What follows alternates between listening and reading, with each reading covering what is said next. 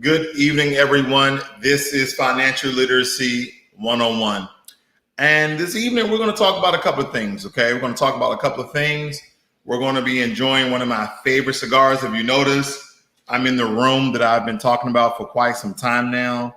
I'm calling it the Ross Pit, okay? The Ross Pit Studio. That's the official name, Ross Pit Studio. A lot of hard work went into this room. This is an extra, 230, 300 square feet. That was not finished in my home before, but this is all the hard work that I was waiting for to be up in this room instead of in the garage doing my cigar talks and also my videos. But let's get into the discussion. Let's see what Tulsa, Greenwood, Raleigh, Durham, all these things are talking about the massacres and reparations. Of course, we're going to talk about stocks at the end.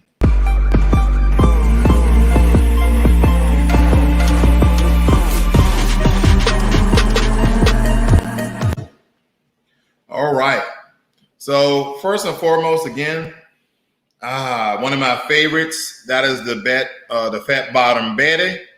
The Fat Bottom Betty. And my fiance is not here, so I closely relate the Fat Bottom Betty to a big booty bitch. Okay, don't tell her I said that, okay? But tonight, instead of doing a traditional cut, I'm going to do a hole punch. Okay, I'm going to do a very, very large gauge.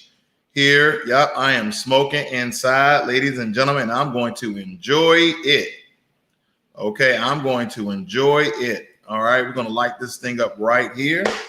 Let me go make sure that this filter is on turbo. I need to make sure this is on a speed.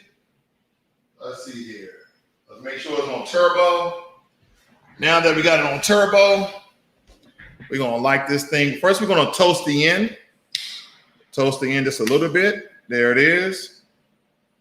Again, my favorite. I'm gonna first light the edges. I usually don't walk through this, but I'm gonna light the edges so you get an even burn, okay? And then I'm gonna give it some heat. Get a little, then. And you know what? And tonight, I will be enjoying trying to make sure I mask the air in here in contribution to my new room. No other than the man cave. Nice woody scent on this particular candle. It says dark, woody, and slightly earthy. Okay, and if you guys want to get into this one, this says the man cave. Okay, so I have a couple of candles around here that I'm going to light. I'm trying to keep this room. There we go. There we go. I'm gonna light that right there. I have another one here that I'm going to light as well. And this one is the Amber Sandalwood Oars called Meditation. Another candle up here in my room. There we go. There we go. All right, let's get into it.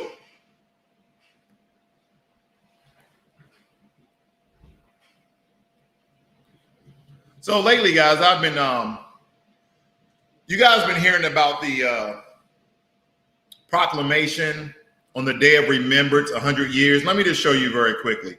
So if you guys are not familiar with this, you understand that Joe Biden went to Tulsa and Sheila Jackson went to Tulsa, and those guys was up there cutting a jig and basically lying to the survivors of Tulsa, Oklahoma, because they went there and they didn't promise them anything. Let me show you what they did, though. What they said is that a proclamation on a day of remembrance, 100 years after the 1921 Tulsa Race Massacre. Now, believe it or not, a lot of these strong black men and women are still alive, believe it or not. 100 years later, I mean, they were young when this occurred. Their parents all pretty much passed away, but nonetheless, there are some survivors that still left. And so, of course, 100 years later, the Democrats are still pandering to the black community, and they absolutely promise the survivors of Tulsa, Oklahoma, absolutely nothing. Now, there's been a lot of massacres.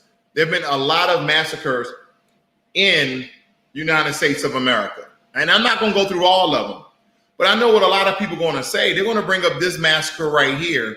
Because right now, if you notice, there's been this kind of this Asian bravado, this Asian, they're trying to say that African Americans, foundational black Americans, are in some sort of racial war with Asians, which is totally untrue.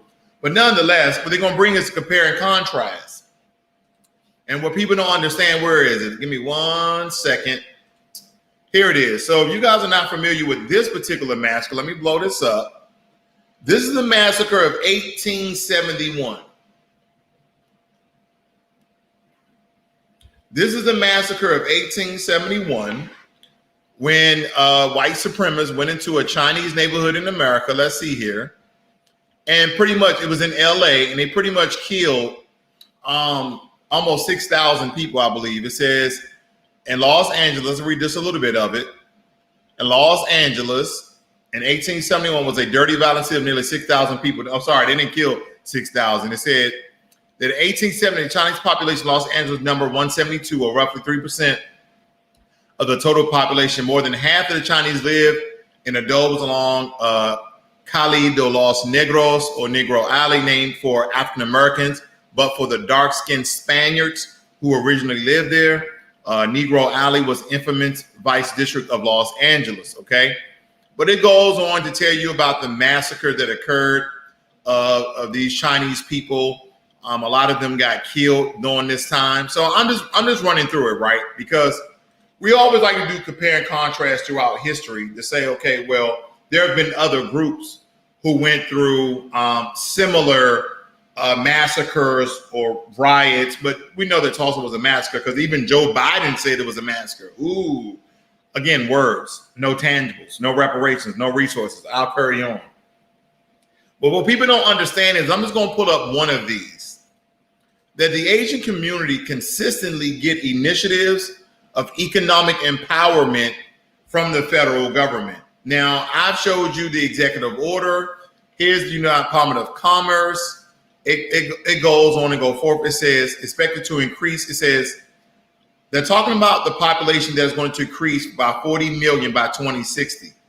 And this is why they're undermining the black community in order to win the Asian vote. So they're making Asians their buffer class next to white Hispanics.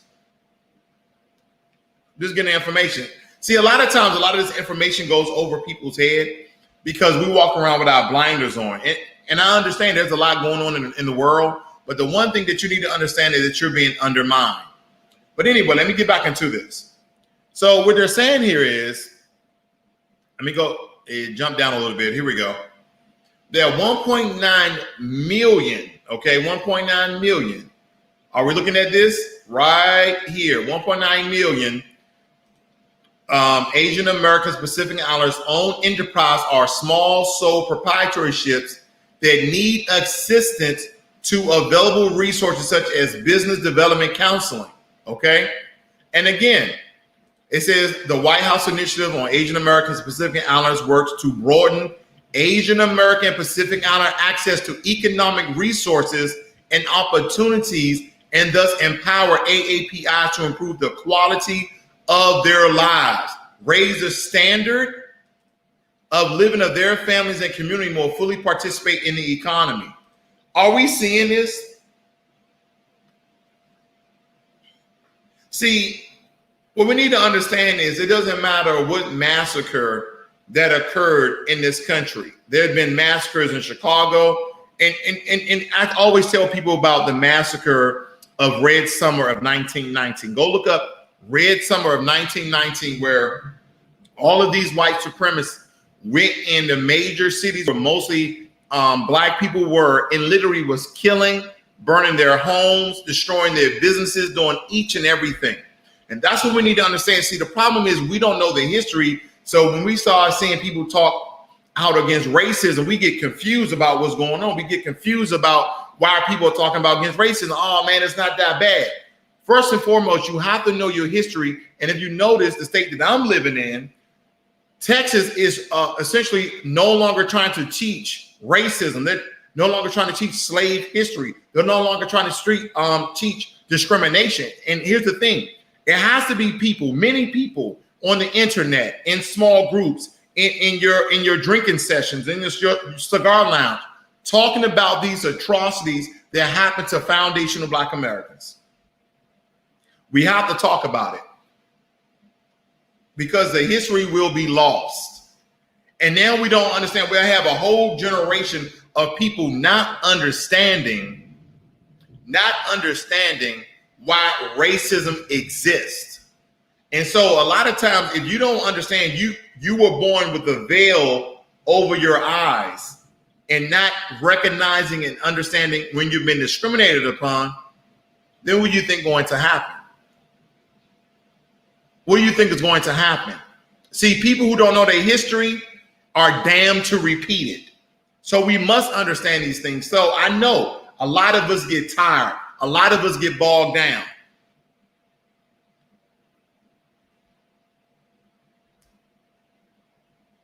We got to know our history. Good evening, Wendell. And also, I'm just going to call you Love. I don't know how to pronounce that. But anyway, so this is what they're getting. This is what they have gotten, okay? And if you notice, I'm going to do a controlled find, and I'm going to see if minorities is in this. I'm going to see if minorities is in this. Let's see, M-I-N-O-R. Nope, no minorities. I see minor. Let's look for minor. Here we go. Resources for businesses. Oh, that's not part of the actual initiative. Okay, let's go back. Nope. Nope. And nope. It's in the footnotes. This is not part of the actual initiative. You see that? Minorities and women-owned businesses. So let's jump over and see about the Proclamation Day of Remembrance for 100 years after the 1921 Tulsa Race Massacre, because Joe Biden promises that their story will be known. Wait a minute. So here's the thing. Everybody knows about Tulsa, Oklahoma, but what people don't understand, and I know that I put in the title, Durham, North Carolina.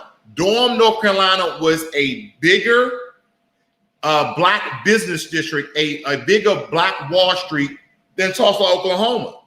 That totally got destroyed. It was another massacre that nobody's really talking about. Now, I don't know why one is more popular than the other. All of our people went through these atrocities. But what we need to understand about Raleigh, North Carolina, this is about the thing about knowing your history, is that Raleigh, North Carolina had their own insurance companies, had their own banks, had their own bus system that was all Black. Why is reparations so important? Reparations is so important because every time Black people go and make a way for ourselves, white supremacists come and take it from us. White supremacists come and destroy it. White supremacists come and do a trick bag and trick us out of our land and trick us out of all the things that we worked our ass off for. And that's why in the Black community, we do not have generational wealth. That's why our ancestors, our great-grandfathers and grandmothers couldn't leave us nothing because white supremacists destroyed it. They stole it. They took it. You remember all the money they put back in the Freedmen Bank? White supremacists went in there and took the money out. Every time we make a way for ourselves, history repeats itself over and over again. So anyway, this is what Joe Biden said. Joe Biden said, oh, I promise to have their story to be known. But when you start reading the story, and I won't read it, it talks about how what happened in Greenwood, a prosperous African-American community, again, African-American community, which was one of the worst outbreaks of racist violence in the United States, but was largely ignored in history books. And it says here, while darkness can hide, much erases nothing. Biden, who has made racial equity and justice central themes, blah, blah, blah, blah, blah. He said it was not a riot. He said it was a massacre. This was a massacre. It goes on to say, blah, blah, blah, blah, blah. Administration officials on Monday detail efforts to direct more federal spending. Listen to this. Can I blow this up for you guys? Here we go. Minority-owned business. What did it say? Administrative officials on Monday detail effort to direct more federal spending to minority-owned businesses. This is the bullshit I'm talking about. Tulsa, Oklahoma was an African-American community. But once again, the federal government finds way to deflect direct cash payments and reparations to any foundational Black Americans. Right here it says small spending to minority-owned business. Can I go back up and show you what the fuck this just said? Didn't this just say that it was an African-American community in Greenwood?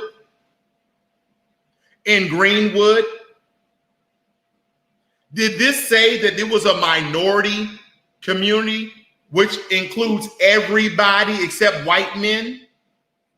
It includes those white men who claim they're a Native American. It includes them, but not those white men who don't claim anything except for white. But it includes white women, because they're considered a minority in America. Look it up. It includes Hispanics.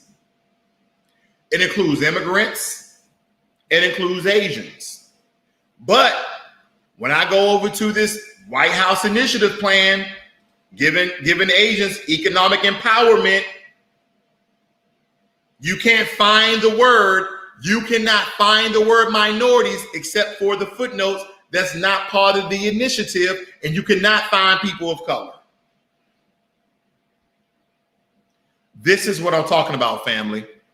So if you don't know your history, this is how you get taken every time. Minority-owned business. Can I go back? I'm gonna go back. I don't think you guys seen it. African-American community. It said it was the first time, here we go, a prosperous African-American community, which was one of the worst outbreaks of the racial violence. And then it comes down to say, we're going to give direct federal spending to small and minority-owned businesses. Hold up. Can we, let's talk about this for a second.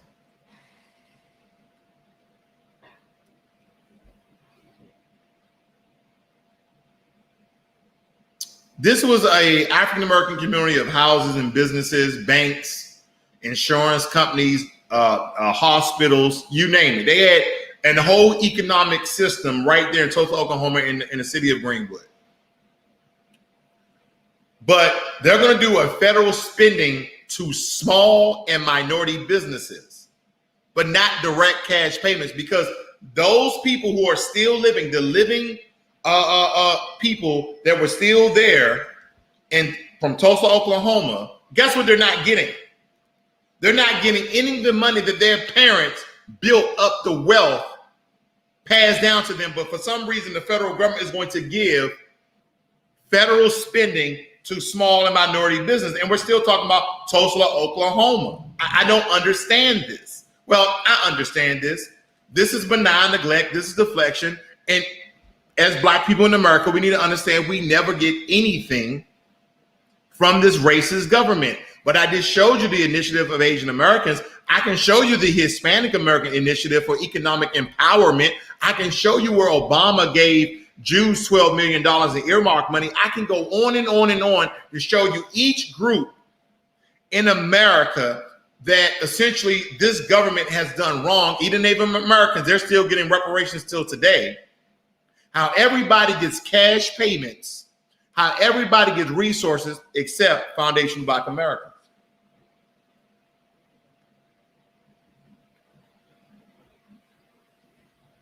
And again, for you guys, this officially opened up the new shop here with the man cave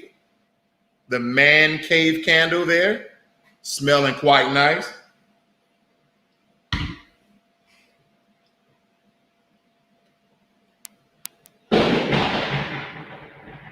We continue to go through these things, ladies and gentlemen. And then the Greenwood Bank. This was killing me. So Killer Mike, let me show you guys. Killer Mike and these three gentlemen are the co-founders of Greenwood Bank, right? And they got a lot of people signing up, a lot of people. But the one thing that people are not understanding is we go here and automatically you see Black-owned banks and businesses, but right here you see what? Black and Latino owned. Every single time Black people try to make something for themselves, other Black people who are cooning it up find a way to give it to other minorities. Here we go. Glover has been working on Greenwood since early 2019, but said interest in the venture spiked after the police killing of George Floyd.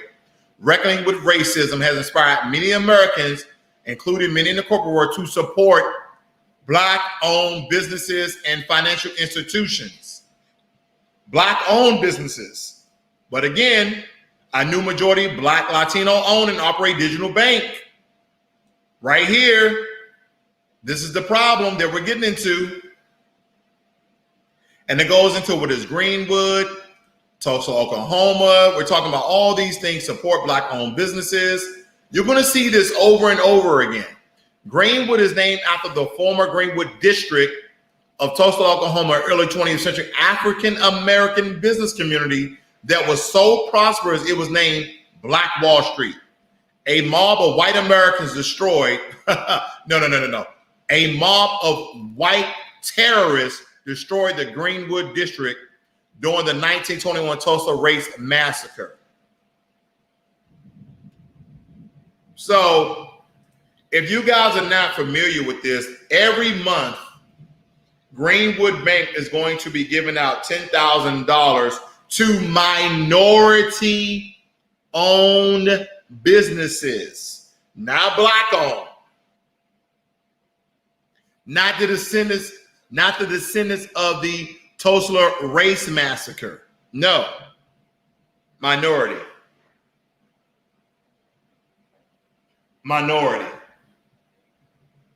See, family, what we need to understand is if you're not educated on these things, if you're not researching these things, then you're going to be fooled by the Democratic Party again. You're going to be fooled by the Republican Party again. And that's why, as foundational Black Americans and African Americans, we need to essentially separate ourselves from those political parties. And I know a lot of you like, well, if you don't vote, then you don't have a voice in this, that, and the other. We never have a voice. We never have had a voice. Tell me what this government has done for Black people in the last 60 years. I'm just taking a number, 100 years, 200 years, 300 years. Tell me. Tell me what voting Republican has done for you. Tell me what voting Democrat has done for you. Tell me, what has it done for you? Oh, it got Donald Trump out of office. Okay, what has that done for you now? Why is it that everybody else, every group, Asians, Hispanics, everybody, immigrants, everybody gets money except for African Americans? And let me be very distinct. Foundational Black Americans. Foundational Black Americans. See, the one thing we don't hear is this. We never hear money coming to us. We never hear money coming to us. But all the while, we notice that Asian Americans, Hispanic Americans are getting some sort of economic empowerment. I showed you this, right? Executive order on economic empowerment of Asian Americans and Pacific Islanders that was signed under who? 2019, right? Donald Trump. That's why it doesn't matter.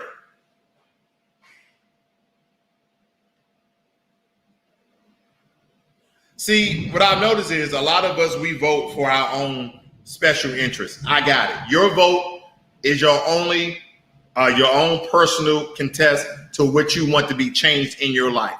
But the problem is these other groups, they vote in the community style because they get what they want.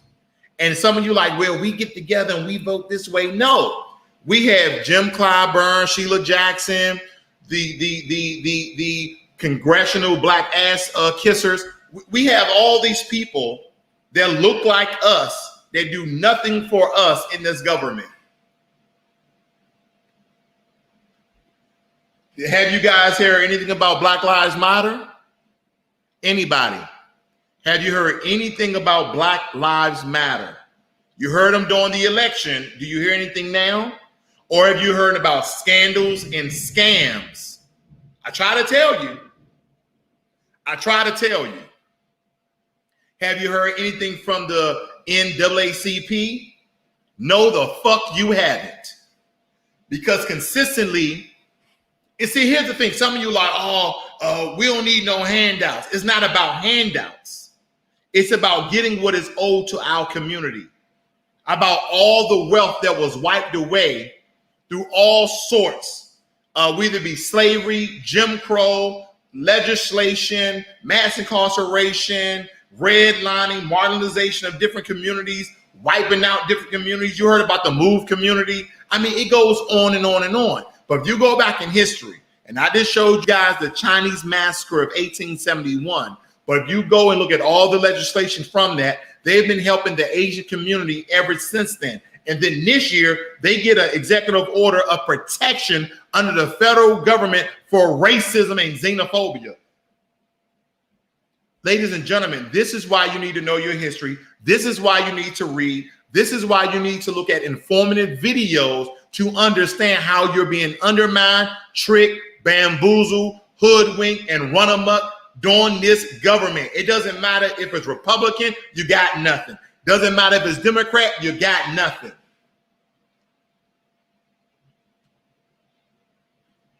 Wendell says that my brother lives in Durham, North Carolina. He informed me a few years ago of the Black Wall Street there. See, here's the thing.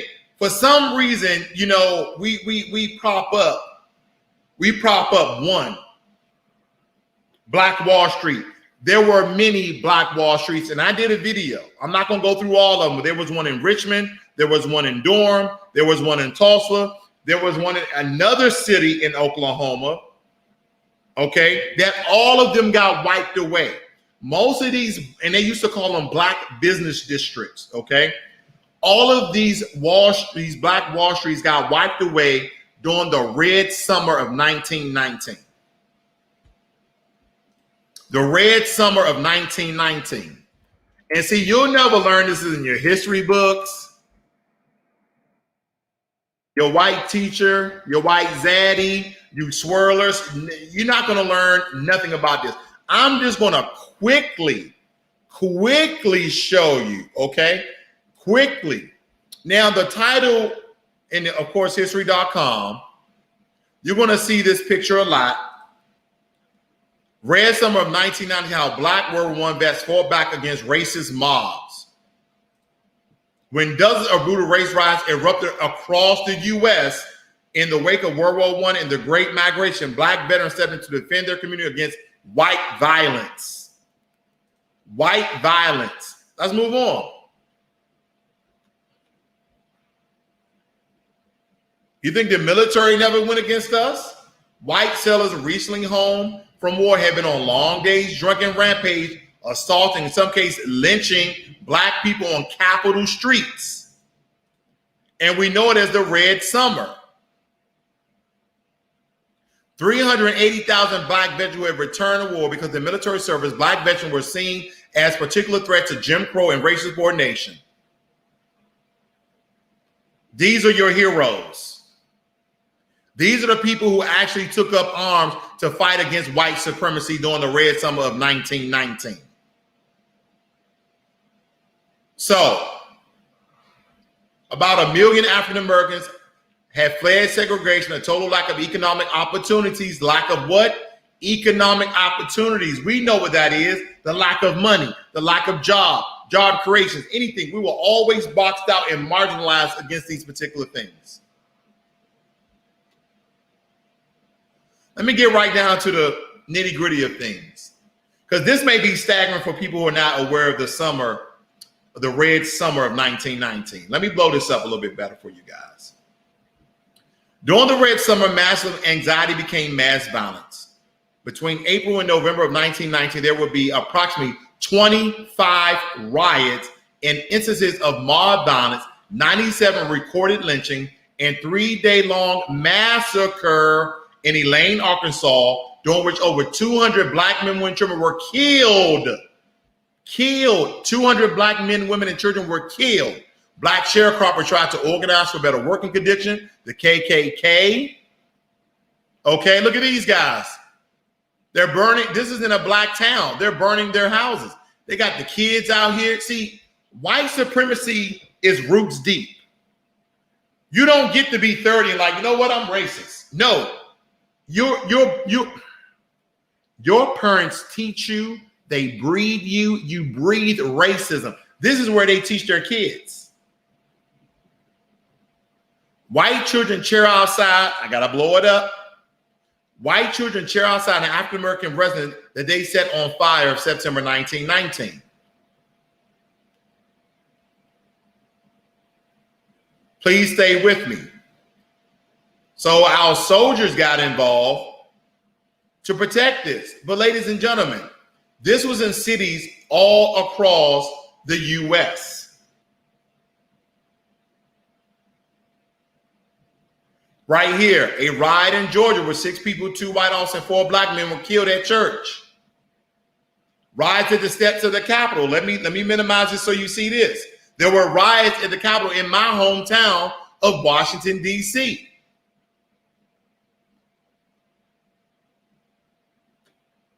$5,000 black men, for many of them, self-defense was a last resort after weeks and indeed decades of government inaction.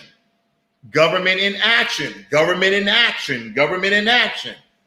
Asians go through a year of direct racism due to the coronavirus, supposedly, and they get an executive order by Joe Biden. But wait a minute, didn't Joe Biden say that the African-American community was the sole community that literally put him in the White House? Because 87% of black people voted for Joe Biden, while every other group was at least 20% lower. But he goes out and gives Asian American a federal protection executive order, but he didn't give that to us.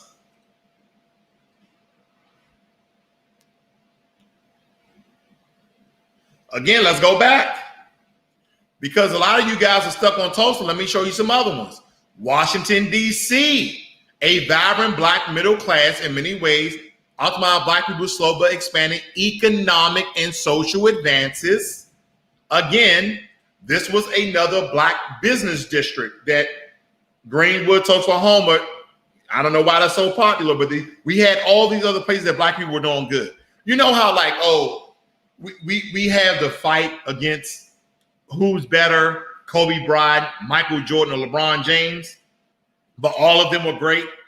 You get what I'm getting at? And then you can say, well, Dame Lillard is really, he's a superstar, James Harden, Kevin Durant. I'm just making an analogy. Stay with me. That's what we had in the black community. We just didn't have Tulsa. We had DC, Chicago, Raleigh, Richmond, all these places where there's a large group of black people. We had a black Wall Street where we were doing everything ourselves. But do we get an economic empowerment initiative? No. No, we don't. No, we don't. I'll move on. They also held many jobs in the federal government at the country's first black-owned bank, the Industrial Savings Bank. It goes on and on and on. And it says what? 40 people were killed and dozens more were injured. They had a call in the federal troops. What is this? A murder in Chicago at Nixon City. Remember this? The drowning of Eugene Williams, an African-American teenager who had crossed an imaginary boundary in the water separating blacks from whites on July 27th. All of this happened in 1919. 15 white people and 23 black people would be dead. Over 500 people was injured, and over 1,000 black families would be homeless because they did what? They burnt down our homes. See, we can be at this shit all night. We can be at this shit all night. 1919 ain't nothing, really. Jim Crow. I mean, when you, it's like, oh man, shit, man, we having a great time. Take a little shot. A shot ain't nothing. But if you keep taking a shot every 15, 30 minutes, your ass gonna be drunk. You're gonna be sloppy drunk. And you should be sloppy drunk off the information. Because you going out there, you got your little button and shit. I voted like a retarded kid. I voted. There's nothing against people with disabilities. When I mean retard, you guys are fucking retards if you're going out there, continue to vote for these racist people who does nothing for black people. You voted the Democrats in again. And again, I'm apolitical because some of you voted Republicans in too. Doesn't matter. But since the Democrats in office, let's talk to them. You voted a butts in, and guess what? You get nothing. I move on. I'm just scrolling down. I'm just looking at the different shit that occurred. Chicago. I'm just looking at all these particular cities. How we continue to get undermined for reparations. See, and here's the thing. Let me tell you. I'm going to tell you this one more time. I'm going to move on. I'm going to get off of this. Let me get off of it. Let me tell you, brothers and sisters, this one thing.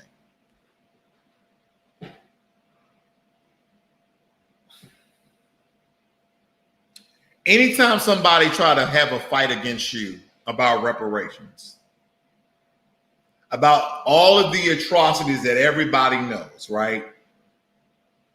We wasn't involved in the Homestead Act because supposedly there was around 3,000 black people who was part of the Homestead Act, and then directly after their homes got taken. Then we know about the Highway Act, that they literally and purposely ran highways through prominent and prosperous black neighborhoods to separate them and cause a massive traffic to bring in crime and violence in those neighborhoods. Then what they did was they made sure we couldn't, after they burned down and stole all of the money out of our black-owned banks, they made sure they didn't give us any money from white banks. Black people could not get banks. We could not get loans from white banks. So what occurred? The Vietnamese came in, the Chinese came in, and they started opening up shops in the black community. This is why in a lot of black communities, you have beauty supply stores, you have Asian restaurants, you have all of these Asian businesses that are in black communities. Well, why aren't black people owning these shops in black communities? It's not because we lack the intelligence. It's because, one, we lack the resources, reparations. We lack the resources. We lack the essentially the ability to get good credit scores because we've been undermined so much. Reparations. We've been undermined so much. We don't even want to start our own business. Then most black businesses are what? Sole proprietorships, one person. If it's an LLC, maybe two people. But again, I showed you how Joe Biden is going to give minority small business money based upon the Greenwood, Tulsa, Oklahoma massacre, reparations. Let me go back. Native Americans. Here's the compare and contrast which you guys need to understand. Native Americans, land got stolen from them. The murderers, those fake ass explorers came over, gave them diseases, tried to enslave them. They knew the land too well. And for a lot of Native Black Americans, which people would like to try to erase, because what people don't understand, before 1526, and I know a lot of you thinking 1619, no, 1526 is the first part, is when 100 Africans came over here on ship, about 100 of them, to be slaves. But nonetheless, before that, they were already talking about how there were Native Black Americans, people with dark skin like mine, who were already on this land. But that's beside the point. And we won't talk about certain Native tribes that was complicit in helping and supporting white supremacists to hunt down slaves or hunt down Africans who ran away from enslavement. We won't get into that either. But what we will get into is economics that they continue to give Native Americans each and every year under the federal spending limit. Now, Joe Biden this year signed an executive order getting Native American tribes $31 billion. Now, for you guys who don't know this, and I always have a naysayer out there, that's fine. Every year they get $2 billion already. Now they're getting another $31 billion. These are our tax dollars. If you don't know how reservations are actually set up, reservations are federal land that was given to them that they now have adopted as sovereign land. They govern themselves, but their land and the reservations are funded by federal dollars. Go on the reservations and go to one of their schools.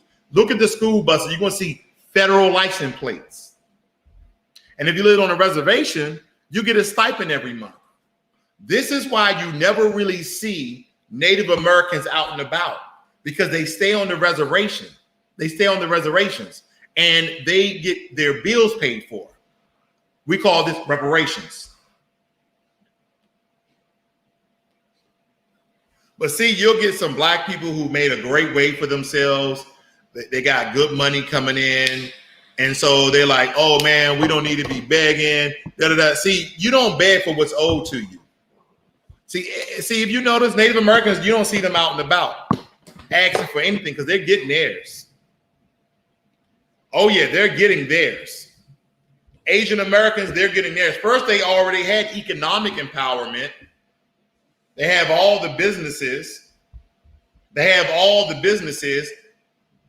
already had economic empowerment. Now they have federal protection under the law. If you are a black person and you get into a fight with an Asian person, it will be considered a hate crime. Doesn't matter if you say a racial epithet or racial slur or racial comment, and you like, you round-faced motherfucker, they're gonna say that's a racial slur. He can call you slender-faced mofo. I'm telling you right now, if you guys don't understand what's occurring, we're being replaced for white supremacists to uphold their position in power and authority. And what they're using is white Hispanics and Asian Americans.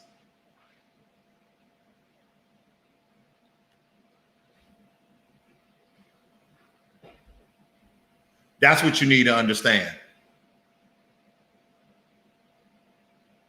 So I'm gonna leave it right there, and let's just go ahead and move on. And this is bothering me. See, I like Killer Mike in some aspects. I agree with some things, I disagree. But he shouldn't be part of a bank that's going to go out and give money to a group of people who did not suffer. They're partnering with the Latin community. I have nothing against our Latin brothers and sisters. But again, when massacres, atrocities, deaths, all these things occurred to one group of people, somehow other black people who are Democrats and other politicians, Republican too, somehow give other groups, minorities, white women, Asian, all these form of resources. I don't get it. See, a lot of people went hard against Ice Cube with his contract with Black America. But you know, the one thing I didn't see in his contract was people of color and minorities. I didn't see that. I'm gonna leave it right there when it comes to this, because that's a long fucking story. That's a long fucking story, because right here, this is some bullshit. This is some bullshit, because this bank Greenwood in the district of Tulsa, Oklahoma, is given every month to small minority businesses $10,000. Small minority businesses. And again, let me bounce back. This right here is a nothing burger. This is absolutely nothing. He wrote an executive order so people can remember the massacre of Tulsa, Oklahoma. So people can remember the massacre of Tulsa, Oklahoma. Oh, we still got people living from Tulsa, Oklahoma. We're going to give them, let's give them $30 million each. No. We're not going to do that. What we're going to do is we're going to write an executive order so people can remember the massacre. But Joe Biden, you know that in the Greenwood district of Tulsa, Oklahoma, it was a prosperous and thriving Black community. They had everything was Black. The clinics were Black. The dentist was Black. The doctor was Black. The insurance company was Black. The bank was Black. The cab driver was Black. Black-owned businesses, Black-owned homes. That was all destroyed. And we still got people living, and they have descendants still living from them. We got a couple of them still living in their hundreds. We can give them cash payments for their loss, and they can pass it down to their kids and uncles and their family members inside of their lineage, so they can create generational wealth. No. We're not going to do that. What we're going to do is I'm going to put out a proclamation on the day of remembrance of 100 years after the 1921 Tulsa rape. We're going to talk about how 35 square blocks of the thriving Black community of Greenwood, families and children were murdered in cold blood. Homes, businesses, and churches was burned. 300 were killed. 10,000 were left homeless and destitute. Again, homes, businesses, money, and money. Homes cost money. Business costs money. Churches cost money. Then there were homeless. So we know you're going to give them money, right? You gave Jews, you and Obama, go look it up, gave Jews that were Holocaust survivors money. And again, nothing against Jews, not anti-Semitic. Don't even play that here. I'm giving you the information so you can do the compare and contrast. Obama and Biden gave Jews, Holocaust survivors, $12 million so they can live their lives with respect and dignity. But you give it's bullshit, family. It's bullshit. And I know a lot of us want to stay here because I listen to Tariq Nasheed. He's talking about staying here, fighting for what is ours. I listen to Philip Scott on the African Diaspora channel talking about we're not going to get nothing in America. We should just find a spot where there's not a lot of coons and sambos in Africa and go to Africa and make a way for ourselves where all of our people are. I don't know. Me and my family, we're planning on going to Ghana next year. Not to live, to visit. We might go to Togo and Benin, but we're going to go to Accra, Ghana next year.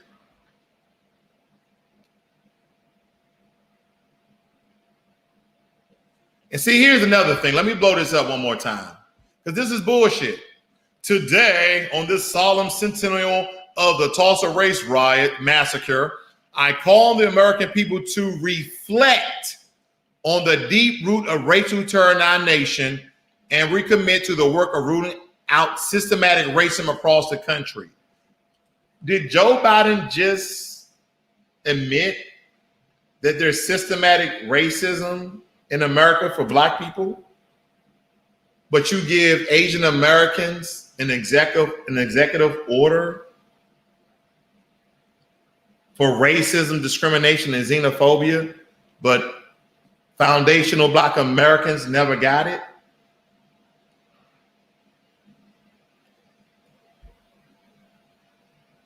Y'all see how deep that is? Do you guys see how deep that is? In this executive order, he calls out the systematic racism in America, across the country.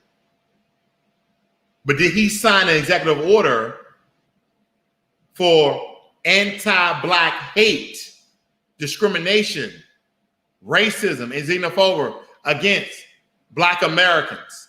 Did he do that? No, this is a day of remembrance.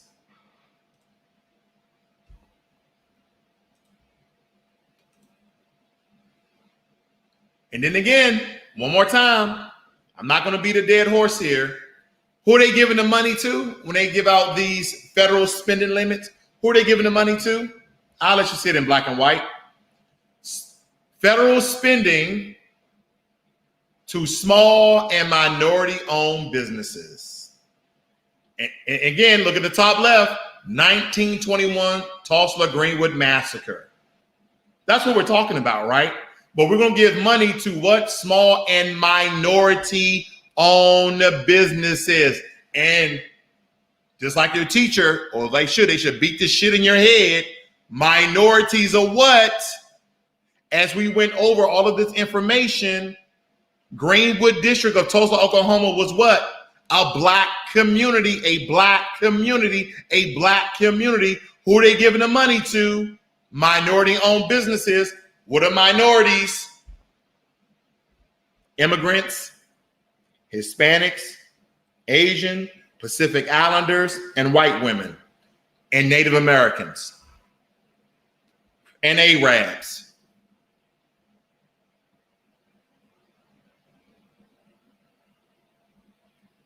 I'm just letting you know, man. I'm just letting you know. All right, we're going to cool down a little bit here. We're going to shift gears. We're going to go and talk about a quick few stocks. Let's get into it. Let's talk about a quick few stocks. Young money, cash money. Oh, baby.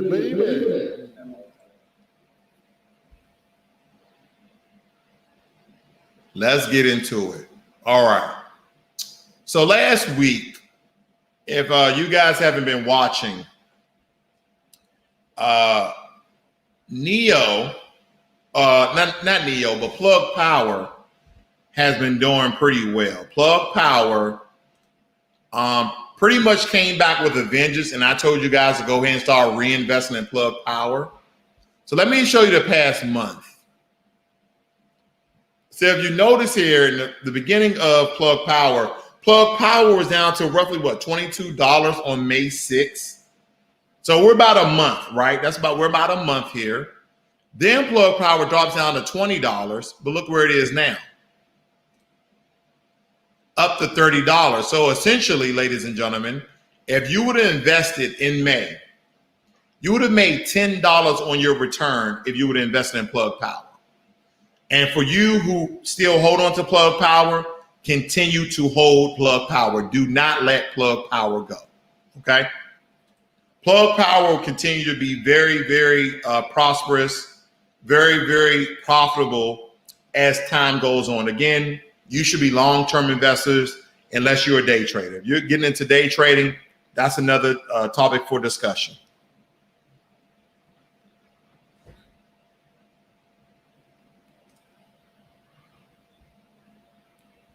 Neo. Let's look at Neo very quickly. Let's look at NEO over the past month. So NEO is back up to $41. We know NEO at one time was up to $60, but NEO dropped down to $31. I told you, if you guys had initially invested in NEO when NEO dropped about a month ago, then you lost out on $10 of profit. You see that? You invested on May 13th. It was at $31.23, and today it's at $41.94. We look at the last year of NEO. NEO hit what? That's $62, $63 per share. Again, we have to think about long-term investing. Okay? I'm up about 12%. NEO did take a hit.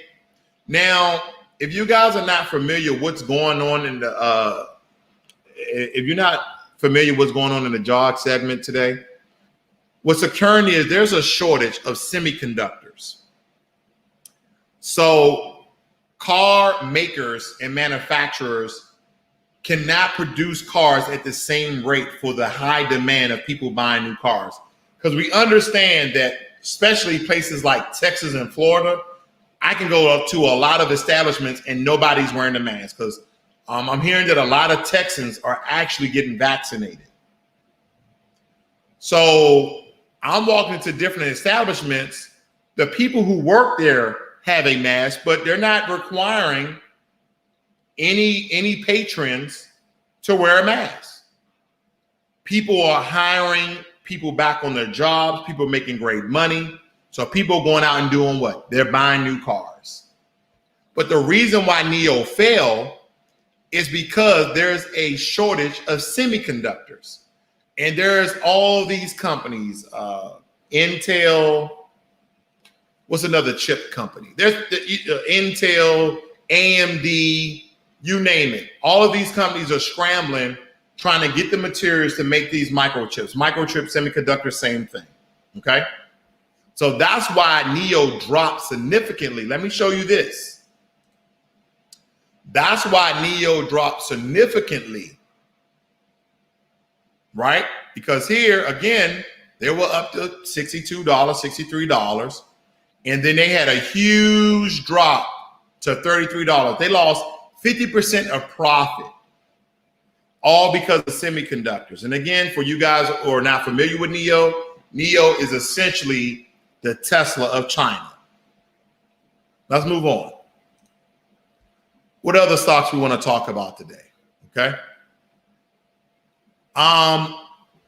Let's talk about Bitcoin. Let's talk about Bitcoin. I'm still down on my Bitcoin. And what we need to understand about Bitcoin, this is the time to invest in Bitcoin. You guys should be clapping that Bitcoin is down. You know why?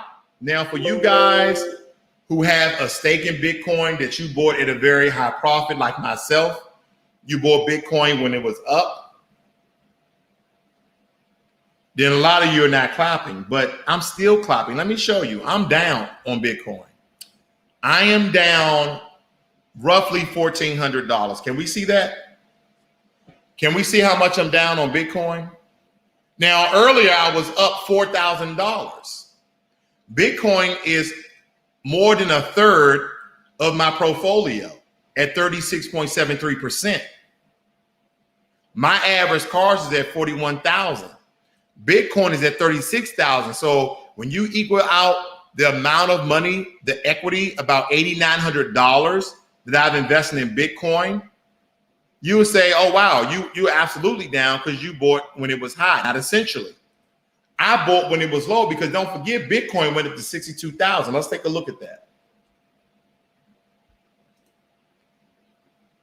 Again, Bitcoin is very, very volatile. Let's see. Let's look up here. Bitcoin was up to $63,000. Okay. Now, raise your hand in the chat if you think that cryptocurrencies are going away. Raise your hand in the chat if you believe that cryptocurrencies are going away. Ladies and gentlemen, I do apologize for the lag. I see that I'm lagging here. There's the part of Texas that I'm currently in. We are in a thunderstorm warning. It's all sorts of thunder that's occurring. So please bear with me that you see the lag, okay? There's a thunderstorm, there's a lot of rain, and it's bad weather, okay? But anyway, here's my information on this one. Invest. You guys just got paid on the first of the month. Invest in Bitcoin while it's down. And I guarantee you're going to be like this. Thanks, Ross. Thank you. Thank you. I made some money off of Bitcoin. So invest. Now, when it comes to all the other cryptocurrencies, all the altcoins, the Ethereum family, you guys should be investing as well. Let me go back. I'm going to go to the Ethereum family. Okay.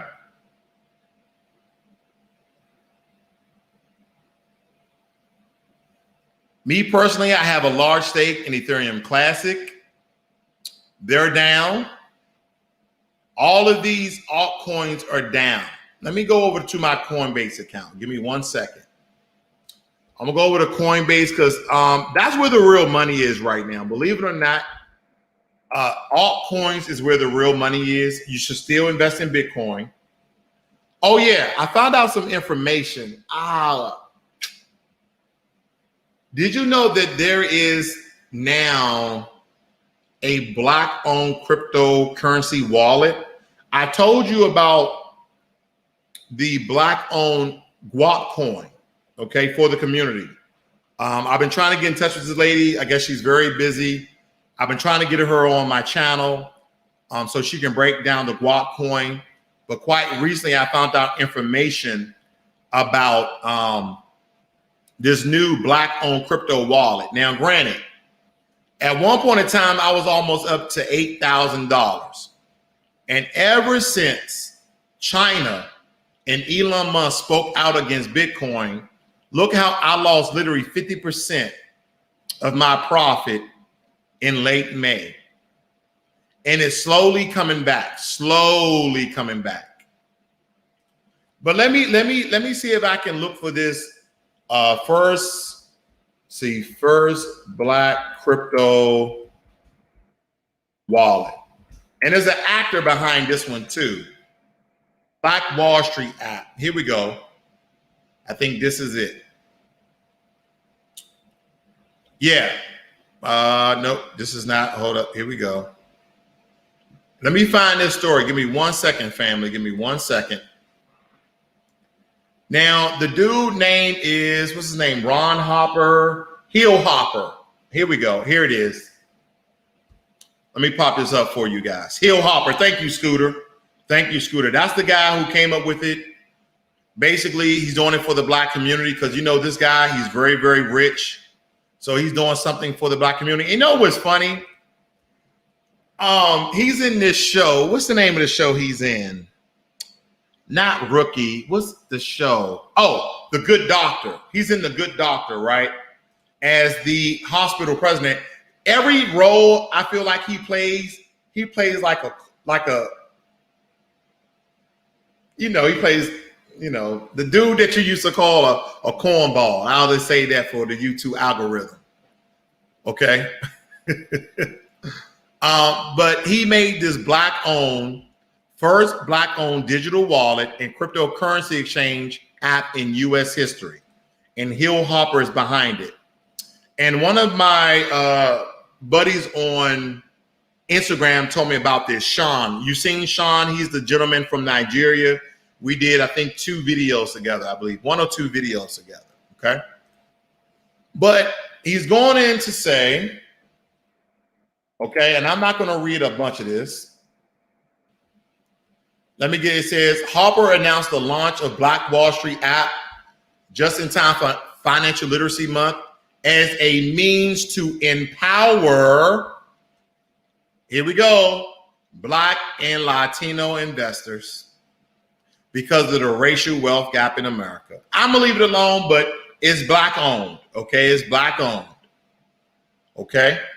He says right here, our technology seeks to replicate the brick and mortar Black Wall Street as a digital ecosystem that will galvanize the financial excluded and directly stimulate the economic growth and spending in marginalized community everywhere. Okay. Black Wall Street technology will seek to make obsolete payday lenders and other financial predators plaguing our communities with simultaneously creating cross-generational wealth transfer for people who have historically been taught to work for our wages instead of making our wages work for us, because black cash matters. Okay. Something for you guys to look into. Listen,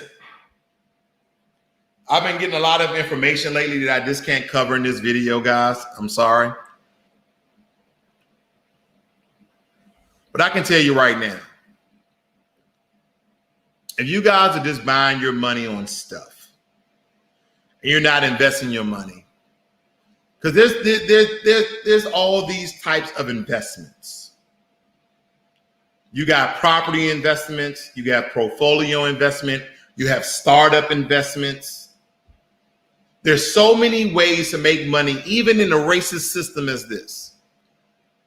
Because in this country, green is still king, regardless if it's fiat currency or money in the bank. Somebody is still going to make the money. Listen, I tell you this, I cannot get this room built. When I don't know about, if you looked at one of my first videos, when I moved into this house, this room was nothing but studs. And I told you guys in that video, I said, I'm going to get this room built out. If you go back and look at one of my videos, well, shit, you guys, let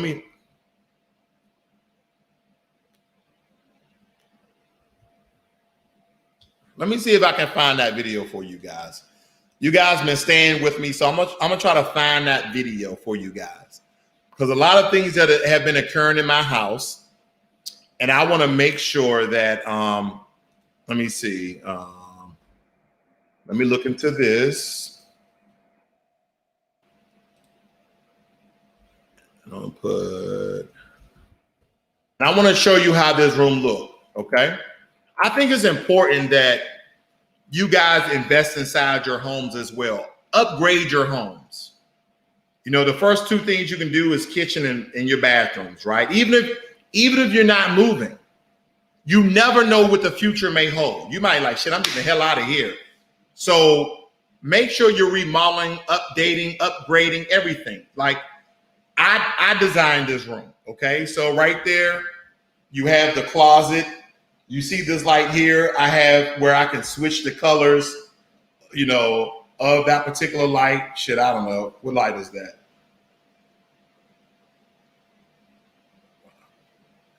Oh, that's that light. Hold on. I can change the color of that. See, turn to red or something. So I got all this stuff that I've actually created myself over here. I got a sitting area. I'm gonna have a table here. I have another camera over here with some lights. I call it Ross Pitt Studio. That's the name of this new office, but I'm trying to find this video where I showed you guys my house. But I'm not gonna bore you with that. If you guys have any questions, please leave it in the chat as I'm going here.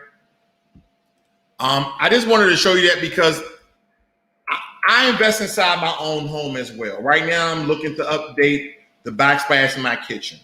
And quite frankly, I don't tend to spend no more than 5 to 8 years in this house. 5 to 8 years in this house. And because of COVID-19, let me tell you how the housing market is hot for sellers right now. I bought this house for $390,000. I bought this house for $390,000. This house is roughly 3,763 square feet. My house today is worth $550,000 in 1 year. In 1 year. In 1 year. Because of COVID-19. Because all these people from California are skipping over Arizona, skipping over Louisiana, and moving to Texas, because Tesla and Oracle, they're making headquarters in Austin, or they're making a building. I think I know it's Oracle, and I believe it's Tesla as well. Okay. Let me see a year ago here. I got so many damn videos. But that's what you need to understand. It said it was a closet or used as one. No. So this particular space, D General, was 230 square feet. This room, if you go inside my fourth bedroom, this room is through the closet of the fourth bedroom, then opens up. The fourth bedroom closet is like this. The fourth bedroom is the smallest room.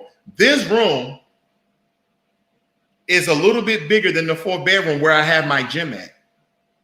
And it was nothing but studs. I'm really trying to show you that, but when you got so many goddamn videos, it's hard to go back a year. But anyway, but I'm trying to have the conversation so you guys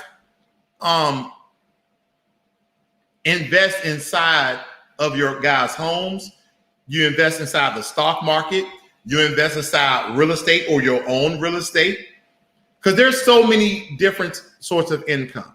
Okay, you have active income, you have passive income, you have dividend income where you have 200, 300, 400, 500 shares of something and you invest inside of it, right? And they pay you every 3 to 4 months. I know a guy who have bought Ford stock before Ford declined and decreased their dividends. He has over 5,000 Ford stock. And let me tell you, he still works, but he doesn't have to work with the dividends he gets. That's his one stock of his, okay? That's his one stock of his that he has. All right, let's see here. I'm still looking, ladies and gentlemen. I'm still looking.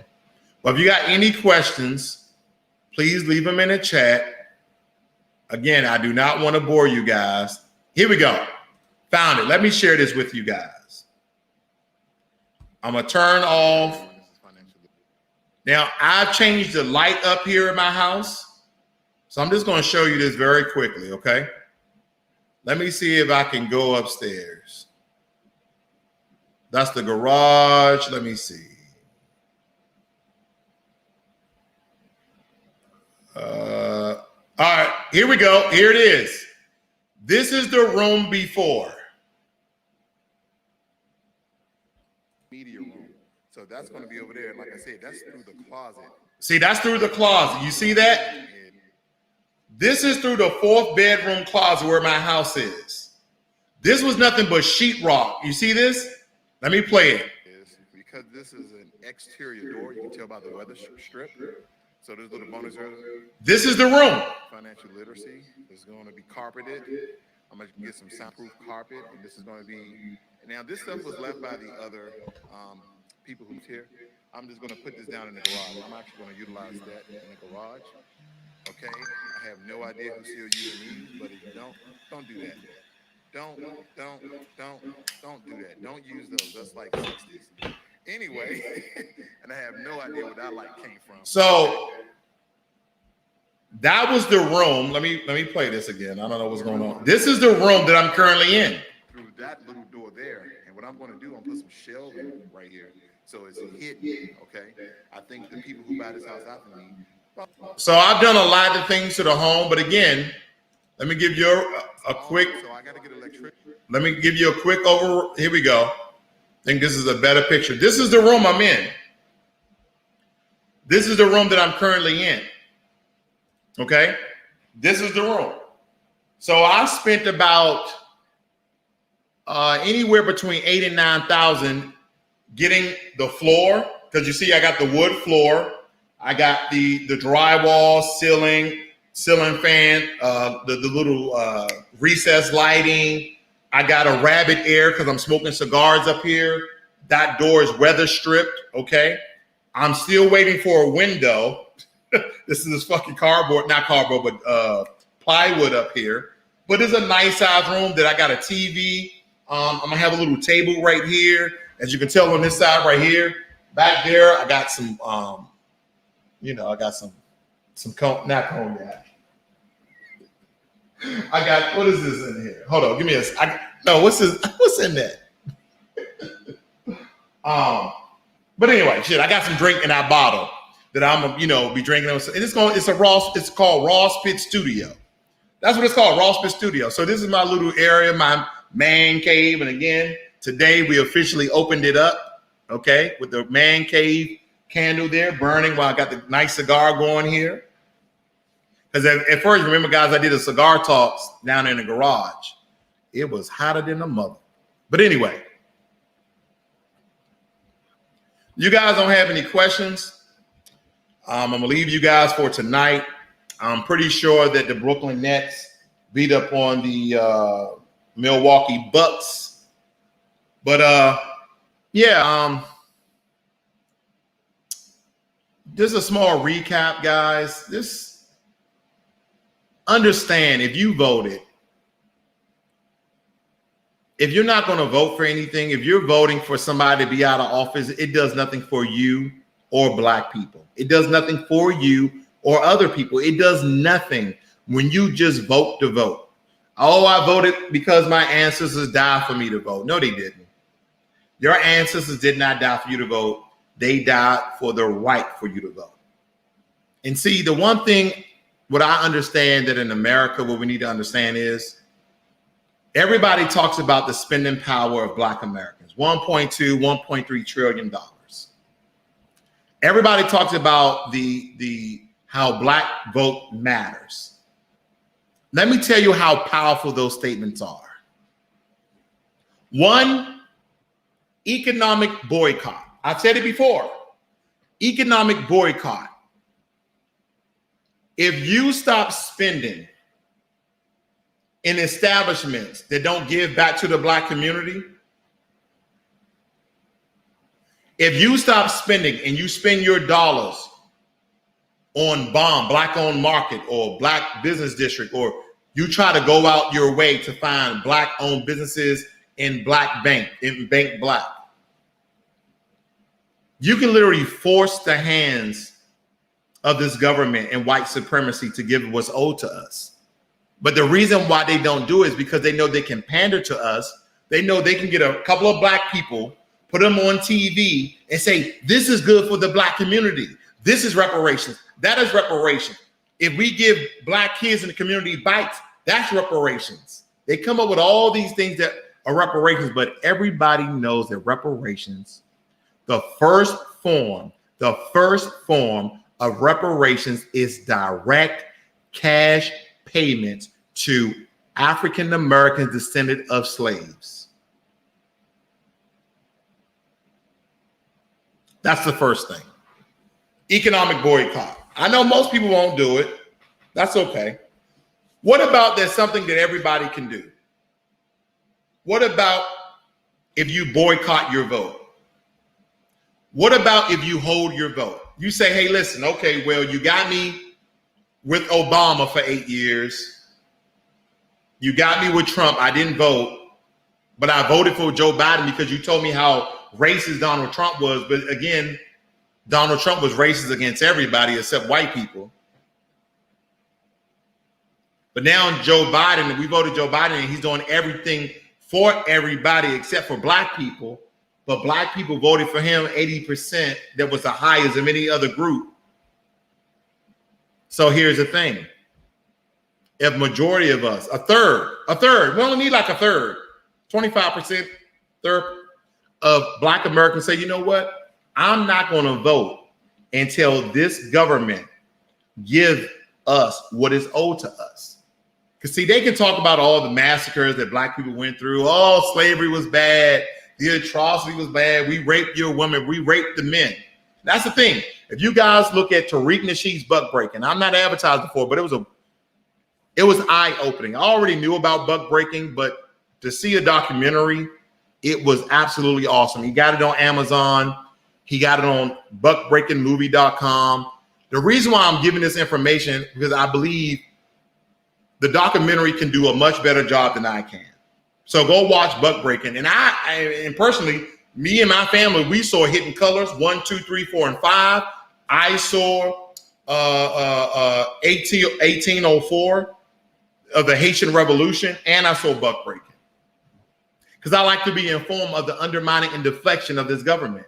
So when you go and you got all this information, you got all these atrocities and chaos and murder and massacres and riots that white supremacists and race soldiers have done to our community and our people since the time we stepped on this land when they showed up. I can no longer vote.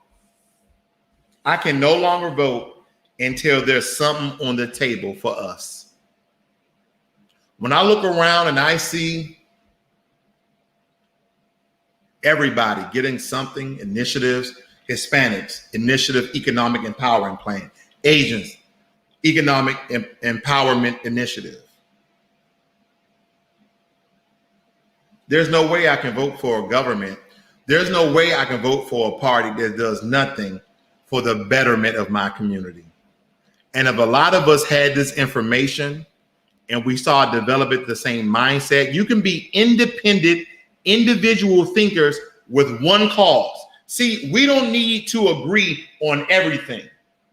Oh, nah, man, you know, LeBron better than Kobe. Hell no, man, Kobe better than LeBron. We don't have to agree on everything, but can we agree on one damn thing? Your vote meant nothing in this last election. Your vote, like my vote when I voted for Obama, meant nothing. You know why? We got nothing. But during his 8-year term, look what Obama did for other groups. Obama and Biden gave the Holocaust survivors. What the Holocaust happened at? What the Holocaust happened at? Oh, in Europe. But our government gave the Holocaust survivors that came to America money within the last 10 years when Obama was in office.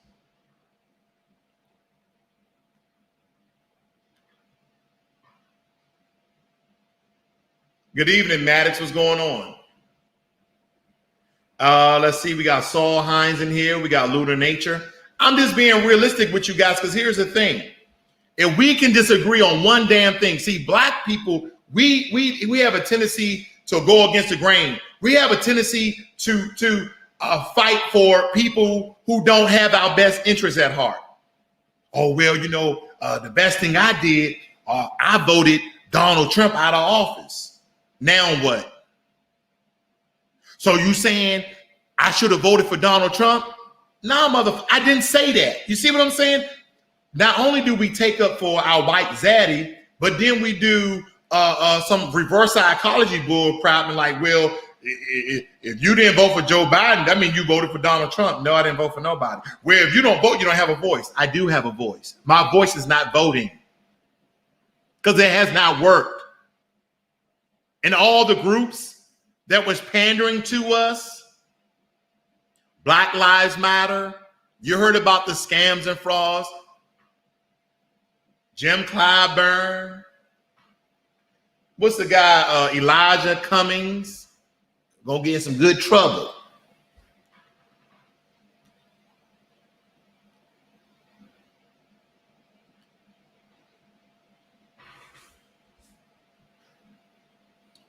We gotta wake up. We gotta open our damn eyes and see. Because I know a lot of times when I start telling people, man, you know, really you should think about X, Y, and Z and you shouldn't vote.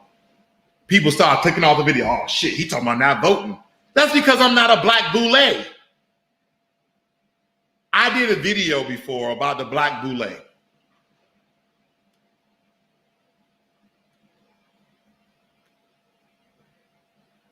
You know who are a bunch of black boules? The Congressional Black Ass Kissers. The Congressional Black Coon. The Congressional Black Sambos. The Congressional Black in sheep clothing but are really wolves. You know how you fool black people? You get other black people to sell out their race and pretend like they're for black people. And as long as they're getting money, they'll continue to do it. Remember all the people that was trying to figure out is Kamala Harris black or Asian or black or Asian, and people like, oh, she's black, and then other people like, oh no, she's Asian, and some people like, oh, she's both. What do you hear now? I hear more times that she's Asian now. I hear more times that she's Asian now. That's what I hear. But do you see her wearing the Chuck Taylors? You see her, she listen to any Tupac lately?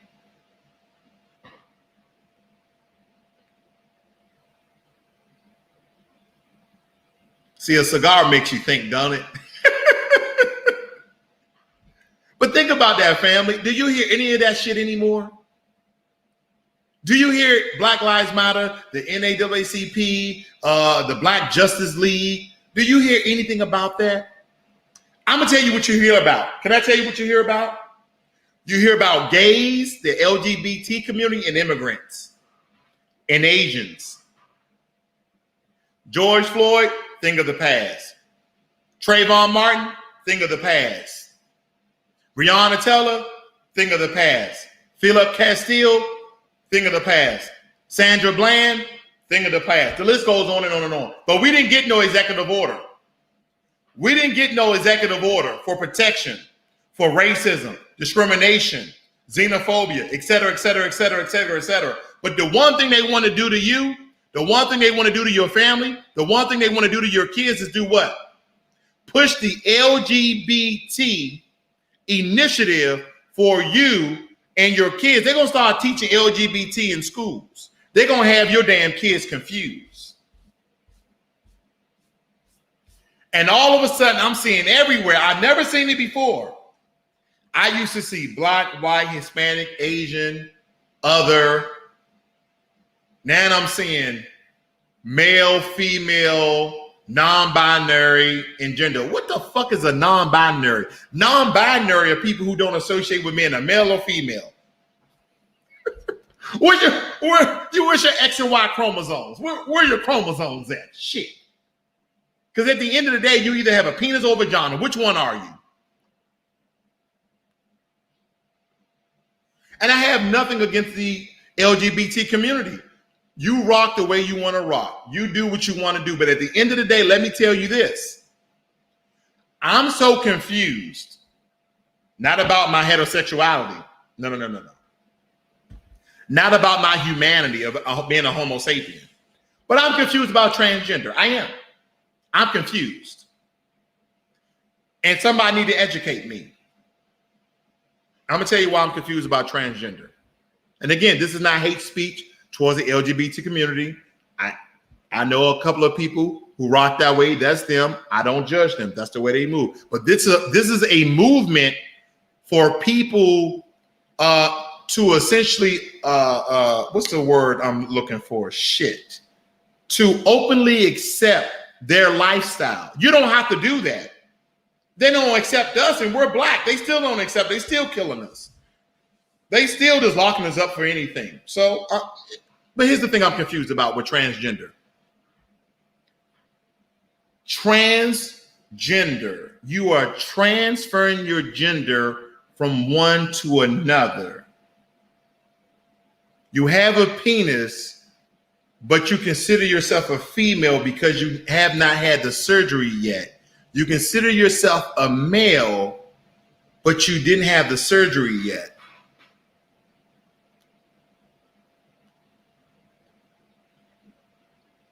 When do you become the other gender? When do you transfer?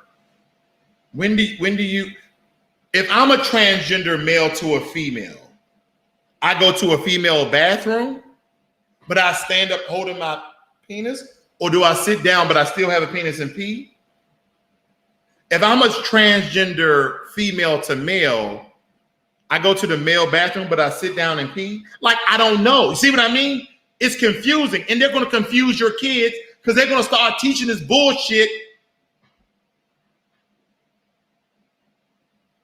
in grade school.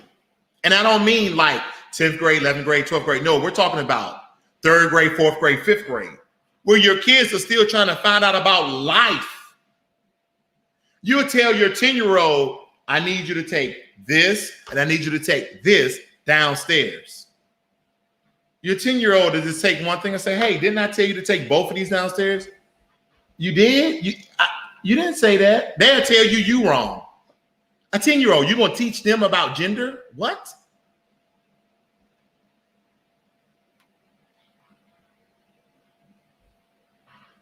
Maddox says, don't call them him or her or them or they. I'm so confused. And see, here's again. Through the years, I've had gay friends, right? And I asked them the same damn thing. See, I'm okay with understanding gay. I'm a man that likes men. Okay, got it. That's what you like. I'm a female who likes female. Okay. And then bisexual came up, right? I said, one girl was like, oh, I'm bisexual. I said, what do I mean? She said, I like men and women. Oh, okay. So you like both sex? She's like, yeah. But I said, but wasn't you gay first?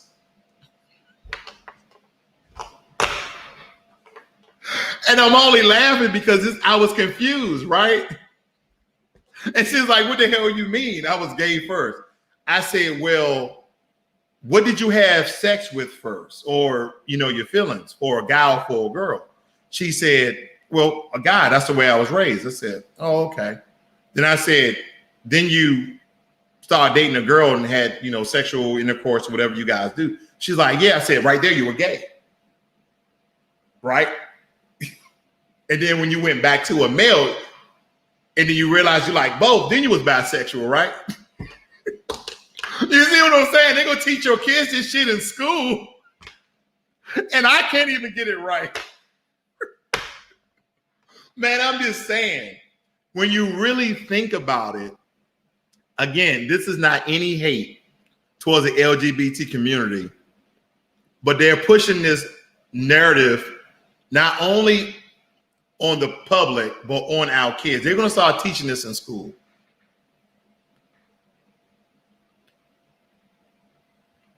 And the reason why I ran through that is for you guys to understand how confusing it is for a grown-ass man. And I don't judge anybody on their sex, who they date, what they wear. I judge you on your character. Don't matter what race you are. I judge you on your character. But when you start messing with the babies, and here's another thing when it comes of being a black man and looking at black gay people. They have confused the black LGBT community so heavily to think that they have a voice in this whole massive global LGBTQ. See, here's the thing, ladies and gentlemen. If you're black and gay, the first thing that you need to understand is that you're black. And here's where I go back 360 and tell you, if we can agree on one thing, if we can agree on one thing, if we can agree on one thing. Hold up, my fan stopped spinning. Hold on.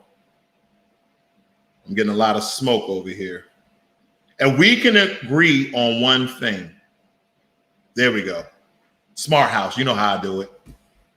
And we can agree on one thing.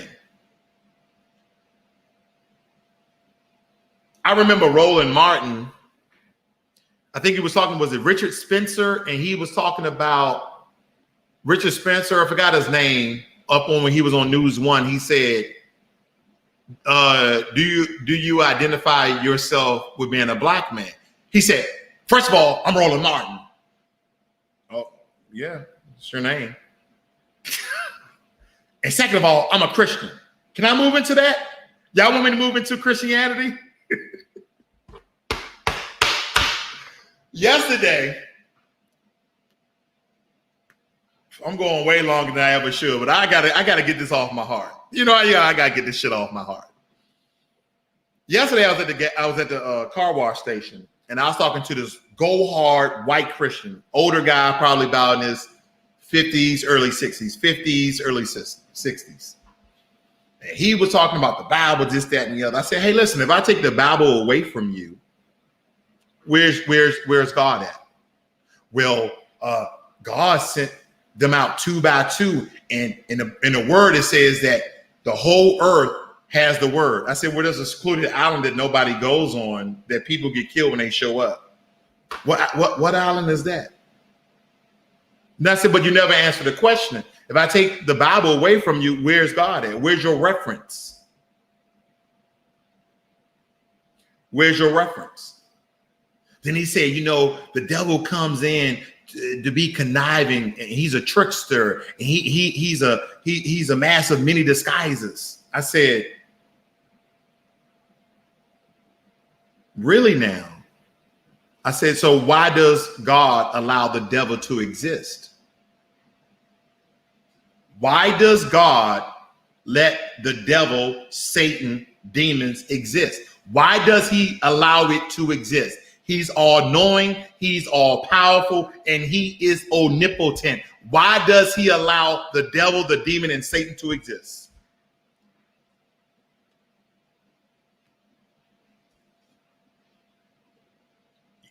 He didn't have a good response, right? I don't even recall what he said. Then I said, I got one better for you. I said, can we agree that God is all powerful, omnipotent, all knowing? He said, yes. I said, so first of all, let's put the premise down. There's over 4,200 religions in the world, over 4,200 religions, 1,000, 2,000, 3,000, 4,200, over 4,200 religions. If you was born in India, wouldn't you be Hindu most likely? If you was born in Korea, Japan, wouldn't you be Buddhist most likely? If you was born in the Middle East and Northern Africa, wouldn't you be Muslim most likely? But he sent out disciples everywhere. I said, okay, cool. Okay. They just define the word of God. So where did the word of God come from? Oh, it was, no. What country? It came from Europe. Now, everybody believes that the Bible has essentially derived from one of the religions that were in Africa at the time. Right? Because we all know that Catholicism, Catholics, their religion is based off Egyptology from Egypt. Okay, cool. With all the different cardinals and bishops and blah, blah, blah. Right. You know what I'm talking about, right? So for all of you guys out there who consider yourself a Christian, I want to have you to know, here's a huge announcement, and you never really thought about it like this. I promise you, most of you have never thought about it like this. So get your emojis ready. God created the heavens and the earth. They said that essentially the world, the earth, was void. If God is the creator of all, he created light and darkness. Wait a minute, what is Lucifer? Lucifer is essentially a fallen angel because he wanted to be like God, jealous of God, and all the people who followed Lucifer fell from heaven. I don't know if they cut their wings off or nothing, but they fell from heaven. God created good and evil.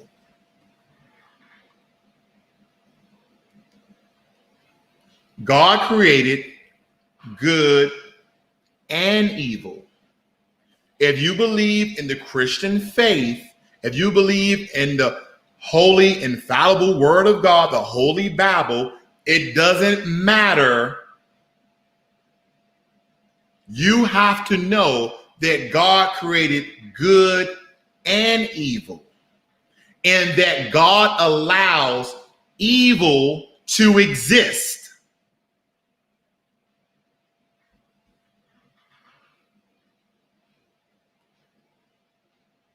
God allows evil to exist if you believe in it.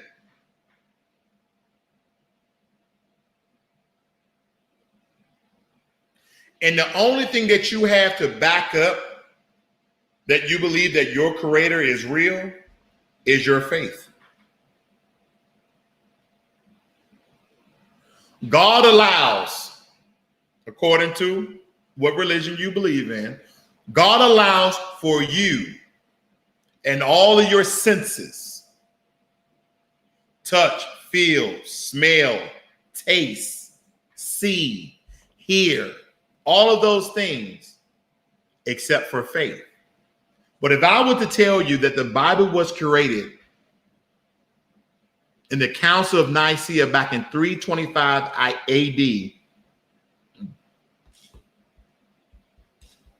to control the medieval times of Europe, for a time where people in Europe was unruly and there was chaos all over the land, that these religious men got together and created a book to create a deity of higher power so people can revel and marvel over such great power, to have all of these spokespersons to go out and say, you're going to hell. Well, what's hell? It's a bad place where people who do evil and bad things. Well, what are evil and bad things? According to this law, according to the laws of the land, according to the 10 Commandments. And then if I was to tell you, if you're black, whether you got traded or stolen from your homeland, the continent of Africa, and brought to an immigrant created nation by Europeans, and that you were force-fed Christianity down your throat through torture, through whip, through rape, through dismemberment, through hanging, through burnings, and that you and all your ancestors before you was forced to believe in a deity that was never created by the homeland you come from, but by a white nation. You tell me that you can go around and still close your ears and close your eyes and say, well, I know he's real. And I know the one question you have, Ross, do you believe in God? And I'm going to say, what God are you asking me? I believe that there's a creator. I believe that there's a high power. But when you really break down Christianity, and when you really break down all of these religion sects,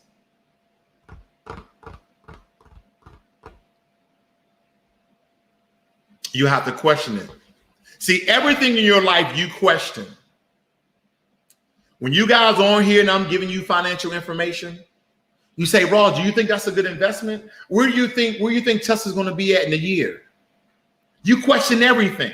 You question when you go out and buy a new house. You question when you go out and buy a new car. You question when you're at Walmart and Target and all these places buying all these things.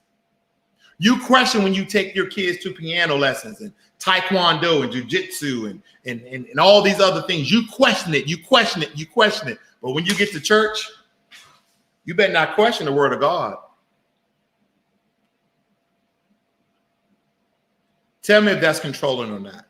And then at the end of the day, why would your white slave masters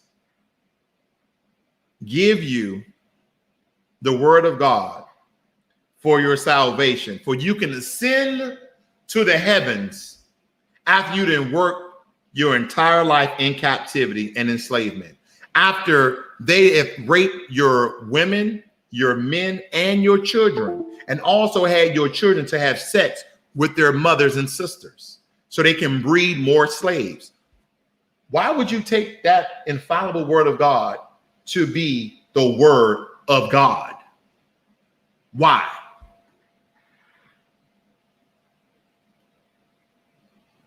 See, the problem is, ladies and gentlemen, we don't understand how white supremacy operates.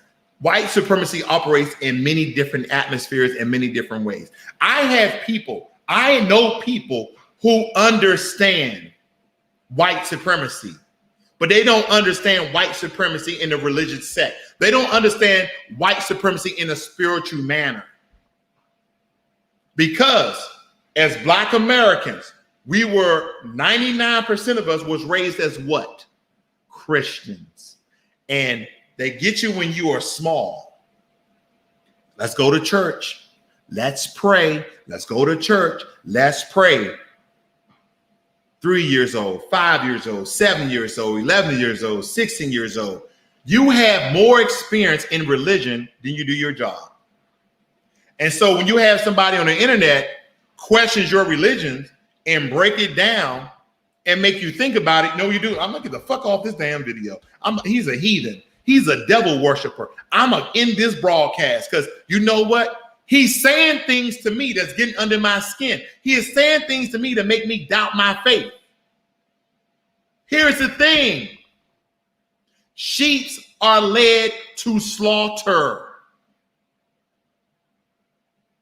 If you are made, according to the Holy Bible, if you are made in the image and likeness of God, then he knows that he created you with an intelligent mind to question everything and to verify everything. If I punch myself in the face, well, I know pain exists. That shit hurts.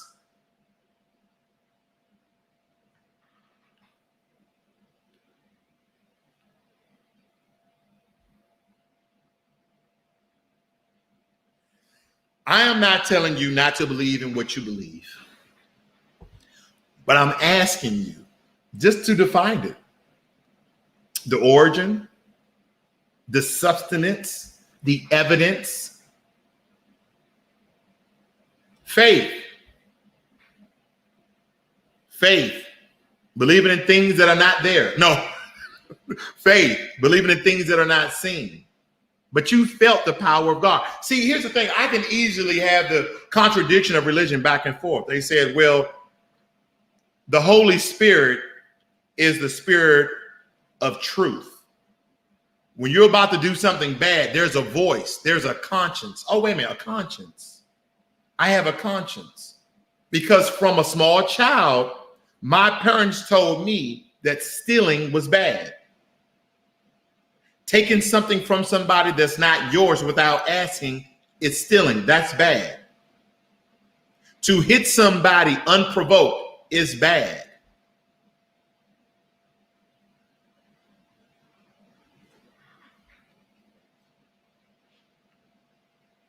I'm just saying, I'm just a dude on the internet.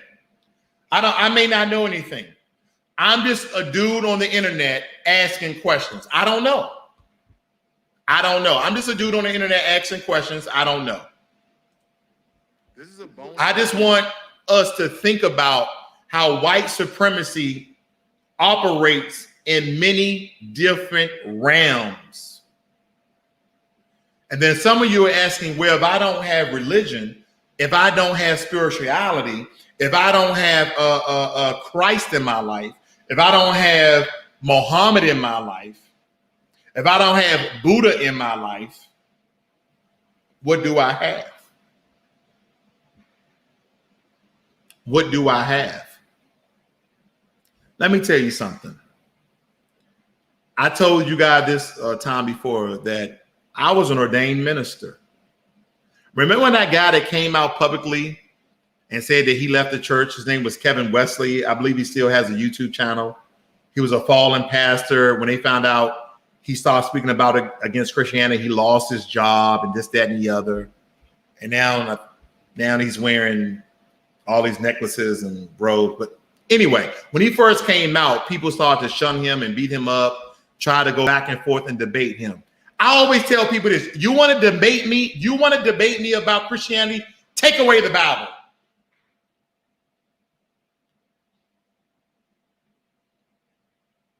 Take away the Bible, because if you don't understand that God created good and evil, then we don't even have a conversation. God created good and evil. God allowed Lucifer to exist. He allows, if you believe this, I'm not saying I do, if you believe that the devil and demon and Lucifer is real, then the question you should have, on top of all the things else I talked about, is why does he allow him to exist? And if somebody says free will, your God help you.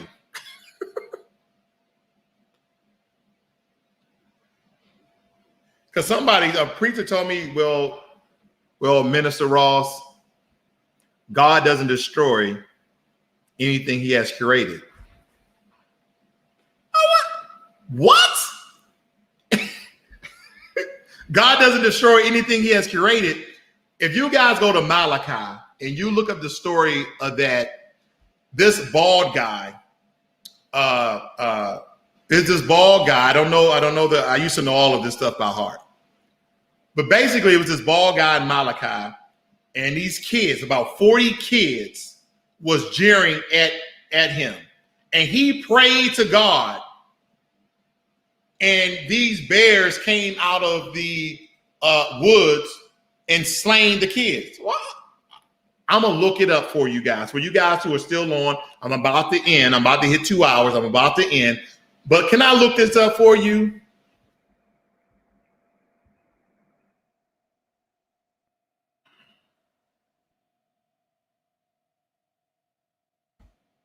I'm going to look it up for you. Let me see if I can find it. Can I look this up for you guys? Stay with me.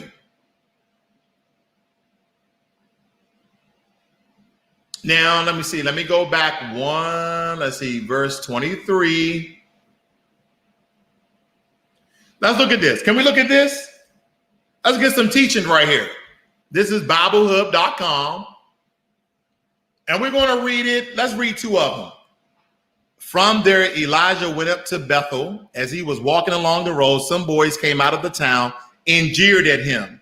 Now, depending on where you guys are from, jeered means joning, talking bad about, what else they got? Playing the dozens. Jeered, okay? Was talking bad about him. Okay, cool. Jeered at him. Get out of here, baldy, they said. Get out of here, baldy. And I'm bald. So I'm just saying, back at it. I'm going to read one more verse.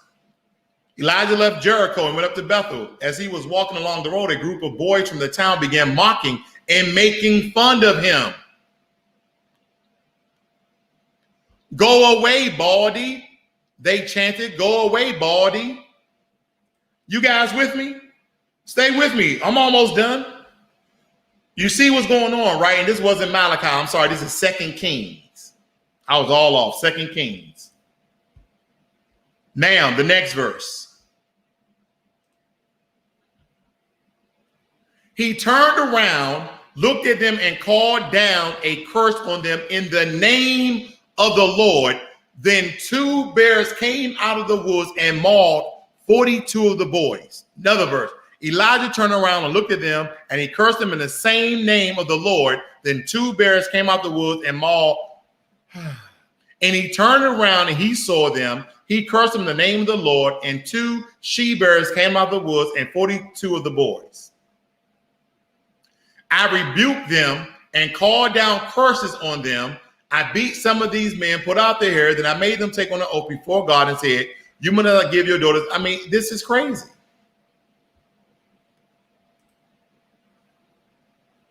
But God doesn't destroy anything he created. I mean, Noah and the ark, did he not flood the world, which essentially destroyed the world?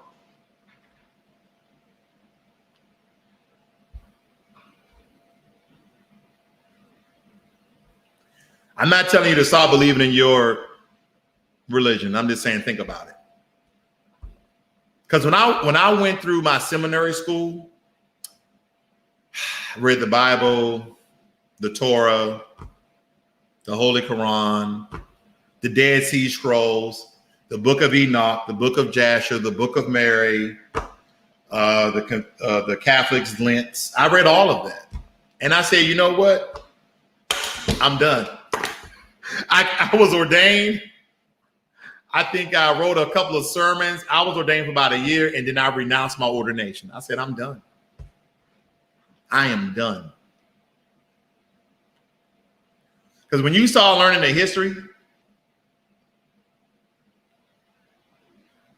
you start learning about Vatican, you start learning about the Knights Templar and all of the polluting and plundering and killing and raping they did, all in the name of the Pope, in the name of God, in the name of Christianity, and name this, that, and the other. And I know any religion can be perverse. Any religion can be twisted. But at the same time, any religion that's given to you by your slave masters, you should think, 1 time, 2 times, 3 times, 4 times before you blindly and with faith as a mustard seed follow that religion. I'm just saying. I'm not saying don't follow it. I'm just saying maybe you should question it. Maybe.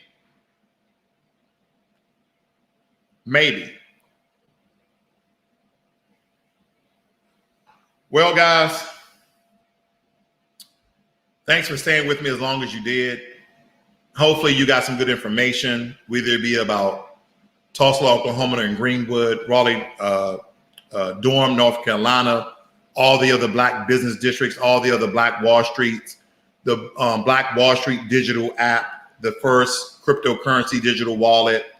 Would it be just having critical thinking about your religious followings, your religious sects, about stocks we went over, whatever. Hopefully you got something out of this. Every time I do my cigar talks, I just hope that somebody gets some good information or something to help them live their life a little bit better. Because what I do, I read, I critical think, I break it down. I say, you know what? This is something that I want to talk about. Just to have people think about it. I know right now, Saturday night, you could be drinking, partying, having a great time, but you're on here listening to me, and I applaud you for that. Thank you guys for staying with me as long as you did. This is Financial Literacy 101. On Cigar Talks, we talk about pretty much everything. All of you guys who stayed with me, like Wendell, Leon Moore, Scooter, Maddox, Lunar, let's see who else we have in the room, Mitchell Leggings, Conscious Music, everybody, John Light, everybody who stayed with me, D General, Saul Hines, thank you guys for staying with me as long as you did. You guys have a great and wonderful night, and I'm out.